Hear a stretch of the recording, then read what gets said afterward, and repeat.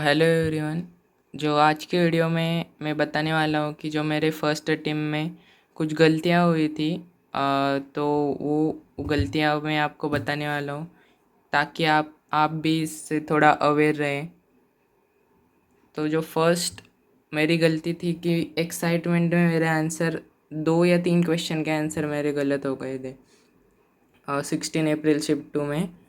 तो जो था एक ये वाला क्वेश्चन था कि इसका जो आंसर है वो सॉल्यूशन फॉर्म में दिया था ट्रिग्नोमेट्री के।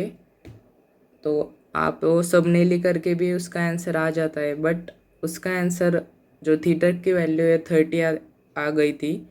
बट वो 30 आने के कारण जो इसका आंसर था वो π/6 था, जो कि 30 होता है। बट मुझे एग्ज़ाम के प्रेशर में क्या लगा, 30 π/3, तो π/3 मैंने आंसर कर दिया, तो इसकी वजह से भी मेरे 2 मार्क्स चले गए थे। और जो सेकंड भी मिस्टेक हुई थी कि कुछ कुछ फॉर्मूले जो थे वो मुझे याद, मतलब हाफ ही याद थे, क्योंकि अगर आप ट्रिग्नोमेट्री के या इंटीग्रेशन के फॉर्मूले देखोगे तो बहुत सारे फॉर्मूले हैं और उसमें भी कन्फ्यूजन हो जाता है। तो इसी के कारण थोड़ा सा कन्फ्यूजन हुआ था और मेरा टाइम भी वेस्ट हुआ था फर्स्ट अटेम्प्ट में। तो वो एक गलती आप ना करो, क्योंकि फॉर्मूला अगर आपको हाफ याद है तो वो क्वेश्चन को छोड़ ही दो, आप सेकेंड राउंड में अटेम्प्ट करो। और थर्ड जो मिस्टेक थी मेरी, जो थी कैलकुलेशन में मैंने जब चेक किया था घर आके, तो पता चला कि अप्रॉक्स लेने के कारण उसका जो आंसर है थोड़ा मिसमैच हुआ और जो ऑप्शन थे वो काफ़ी क्लोज थे, तो इसके कारण ही वो आंसर मेरा गलत हुआ था।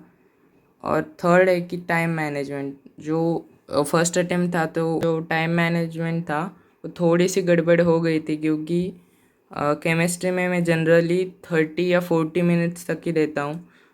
तो केमिस्ट्री में मेरे ऑलमोस्ट 40 मिनट्स चले गए थे और फिज़िक्स के लिए भी ज़्यादा टाइम नहीं बचा था।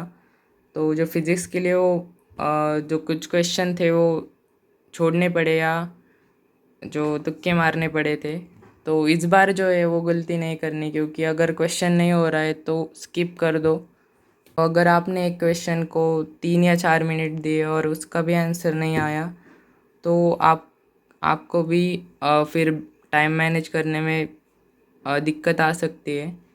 तो ये कुछ जो गलतियाँ थी मैंने फ़र्स्ट अटेम्प्ट में की थी। अगर आपका भी कोई सजेशन हो या आपकी भी जो गलती हुई थी, आप कमेंट्स में बता देना। तब तक के लिए सब्सक्राइब भी कर लेना।